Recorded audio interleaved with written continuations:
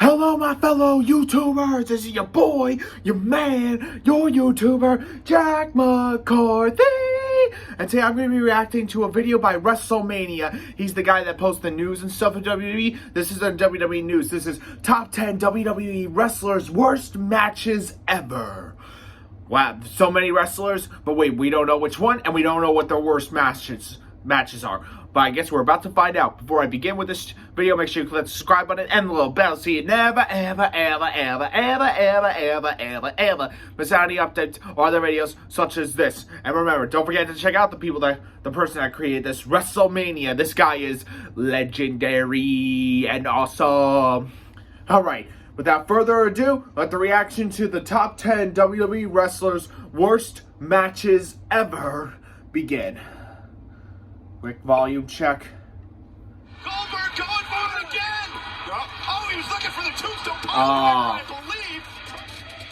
A wrestler's worst match is always a subjective yet controversial topic with fans. What one fan may believe is the worst match of a wrestler's career may not in fact be in line with what another fan thinks. But what about the wrestlers themselves? What do they believe is their worst match ever? Well, this used to be an extremely private topic for wrestlers, as conversations surrounding match quality, positive or negative, were never discussed. However, thanks to social media and a prominence in wrestling talking openly with the wrestling media, a lot of wrestlers over the past decade or so have openly revealed to fans what they believe was their worst match ever. But which ones were they? I had one with Bob Backlund. Yeah, at WrestleMania 11, I think. It was the worst match I ever had in my career. No offense to Bob Backlund. Well, join us now as we look at 10 WWE wrestlers who revealed their personal worst match ever. Really? Huh.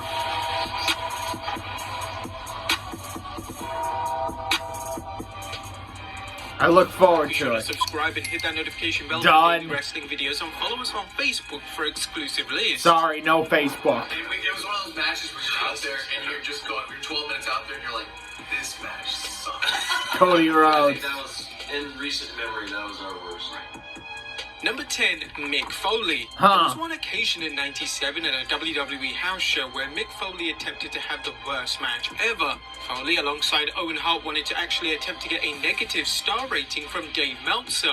The match in question featured Foley teaming with Vader to take on the duo of Owen Hart and the British Bulldog. Meltzer would reveal, the story I heard later from Mick is they knew I was there and they wanted to have like the worst match possible. Like a negative star match just for their own fun. Okay, so here's the thing. I didn't know that they were doing this. I did watch the match and they took bags of popcorn and they would hit each other with bags of popcorn and sell it like crazy. And it was absolutely preposterous.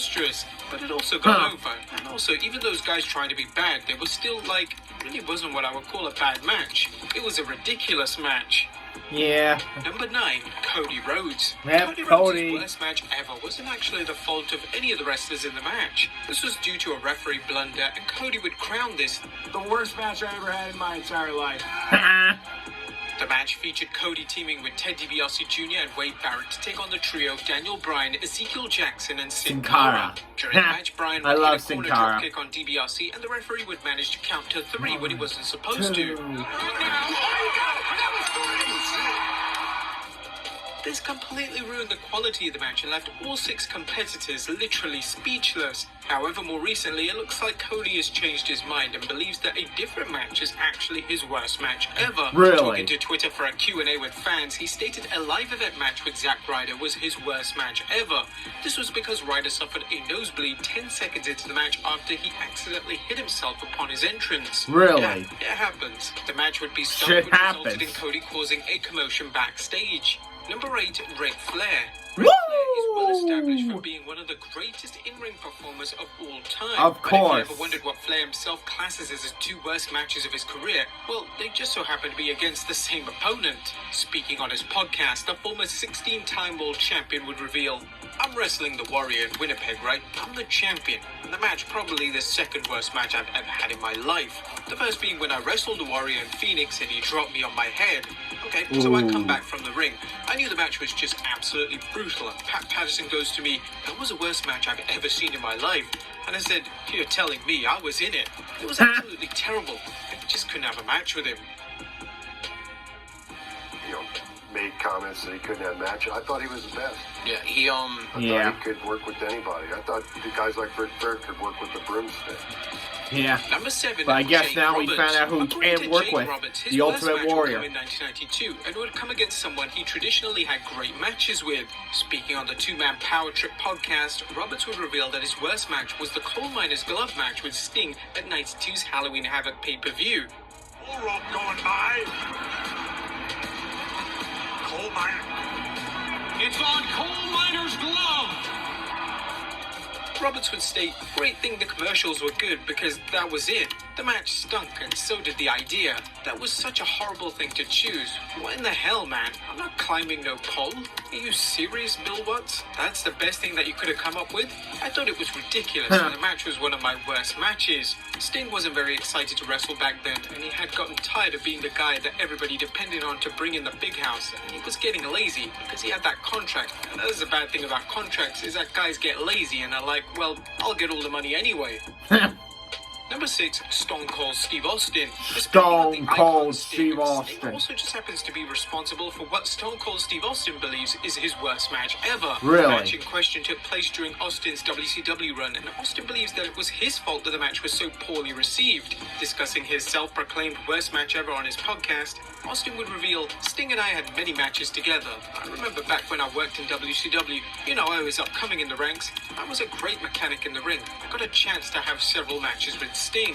Sting back in the day was absolutely on fire. The fans flocked to him and he had a great gimmick and appearance. We went to some show one day and for some reason I called every match I had with Sting. And for some reason I just called the biggest turd I'd ever called. In the history of pro wrestling, that was probably my worst match. The thing about having a bad match with someone that is so over is it's almost seemingly a fail-safe environment. You cannot fail because you're working with someone that is so over. After the match you go and thank the guy you just worked with, and poor Sting walked up to me and he just shook his head. He said, God damn, Steve, what happened?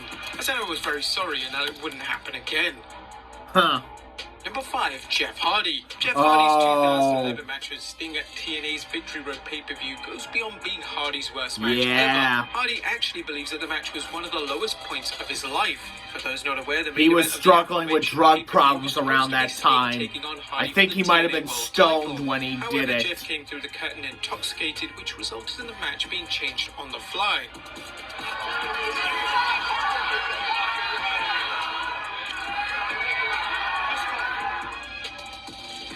Sting would hit a scorpion death drop on Hardy to win the match, and the match would be regarded as one of the biggest letdowns in wrestling history. Hardy would state in later interviews that Jeff Hardy really fucked up with that match. And died after the match.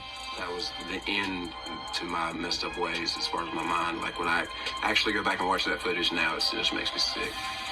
Jeff would be admitted into a 120-day rehab program after the match, a decision which Hardy revealed actually saved his career, and more importantly, his life. Number 4, Triple H. It's unclear if Triple H's worst match ever has changed from over the years, especially now that he's a WWE executive. He seems reserved in and all he had to do was sleep with Vince McMahon's daughter. Worst matches ever.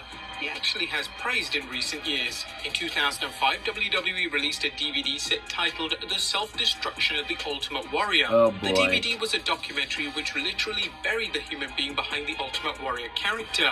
During a section of the documentary, Triple H would reveal how bad his experience was with working with the Warrior at WrestleMania 12, and he would even call the Warrior the most unprofessional man he's ever stepped in the ring with. When I finally got to the arena that day, I got to find out how big of the Ultimate Warrior really is. Whoa. The match in question would be a total squash, and Triple H would lose in just over a minute to the Warrior, and he would even no-sell a pedigree in the match. They're coming right about. Yeah! It's over! No, it's not! However, in recent years, Triple H has labeled the match as an honor, but it's unclear if this is just Triple H towing the company line. Number 3, Kurt Angle. Kurt Angle and Eddie Guerrero had some undeniably classic matches against each other, most notably at WrestleMania 20 when the two battled for the WWE Championship. And what you may be surprised to The know is that roll-up there's a feet on the specific match ropes. with Eddie, which Angle classes as his worst match ever. Really? Answering a fan question on Facebook, Angle would reveal, "I never had a bad match. The one that I remember was the lumberjack match with Eddie Guerrero on an episode of SmackDown. Eddie wasn't feeling well that night. The match dragged on and on. Eddie kept telling me something was wrong. He kept telling me to put him in a hole so he could get his mind and body straight. It was not the Eddie that we all knew, the greatest of all time.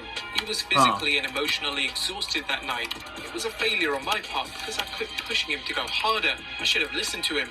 Eddie was more to me than a fellow wrestler. He was my brother. It was a bad night for him and a bad night for me." Number 2, The Undertaker. Oh, The Undertaker boy. versus Roman Reigns at WrestleMania 33 was intended to be the official retirement match of the Dead Man. But... One more will not. Oh, look out. Oh! Trying to overpower the Undertaker. Ah, To for the reduce love quality of... the match, Taker was forced to come out of retirement to rectify the match and receive a much more appropriate send-off. Nah, who can blame him? Looking at me right now thinking, what was that guy all about? It's really disappointing. Yeah, that As match, seen on the to be WWE honest, wasn't Network's really The a Last good Ride match. documentary, the quality of the match made The Undertaker really uncomfortable, and the match was so bad in the eyes of the Dead Man that he would actually apologize to Roman Reigns himself. Discussing the match on the Victory Over Injury podcast, The Undertaker would reveal, "It was disappointing to me, and I knew in Yeah, January when that I was in match the Rumble, kinda you sucked, could if tell you I was ask me. overweight. I was out of shape, but I knew what they wanted to do. It was important for me to pass the baton on or do what I could for Roman, who's the next generation. It was just a bad deal. That was probably as honest a moment as you'll ever see in wrestling. Me taking the hat and coat and putting it in the ring, because I knew at that point I was done. I was so disappointed. Anything else I'd ever accomplished, I couldn't think of that. I couldn't think of WrestleMania 25 with Shawn Michaels. All those thoughts were gone. It was, you just stunk the joint out and you let a lot of people down." And number 1, Shawn Michaels. Of course. Shawn Michaels had the perfect send-off. His match with Taker at WrestleMania 26 was an all-time classic, and his final match solidified him as one of the greatest wrestlers of all time. However, in 2018, HBK decided Oh, to yeah, put time that on the match in Saudi sucked, Arabia, especially with the match that Kane HBK mask would falling never off. regret, as he would team with Triple H to take on The Undertaker and Kane in a match that exposed all 4 men for being way past their primes. The once dream match between DX and the Brothers of Destruction was an absolute disaster, as it featured numerous bloopers throughout. And now Kane. Shawn Michaels hit Kane so hard that Kane's mask came off his face. Triple H would even tear his pec during the match. HBK would later state in interviews that he wished the match had never happened, and he ultimately regrets coming out of retirement for the match due to how poorly the match was, and how negatively received it was. There by are just WWE some fans. people that just They don't have have it like they exposed 10 used to WWE back in the wrestlers old who days. revealed their personal worst match ever. Should we do a part 2 with more wrestlers? Let us know in the comments down below, and I'll see you it was next pretty time with good. some more wrestling content. Nice job, WrestleMania. At least you got the down stuff. Yeah, I mean, seeing some of those matches were just awful. I mean, man, there's always got to be bloopers. There's always got to be referee fails. There's always got to be equipment malfunctioning. And after seeing some of these stories about some wrestlers' worst matches, I was like, wow. Wow, they must have really had bad days, and they must have really regretted being in those matches. They wish it was better. A lot of us wish that, but you know what? There's a saying where I come from. Shit happens. Live with it and move on. Let the past burn. Know what I'm saying? Hashtag Kylo Ren reference. Alright, hope you all did enjoy this video, to WrestleMania's video. Make sure you check him out when I post his name down below, and take a look at his other videos, because they are pretty nice. Alright, and make sure you also subscribe, click the little bell, and never ever miss out any updates or any of my videos. And once again, check out WrestleMania. He is awesome. Jack McCarthy signing off. El Bio-y.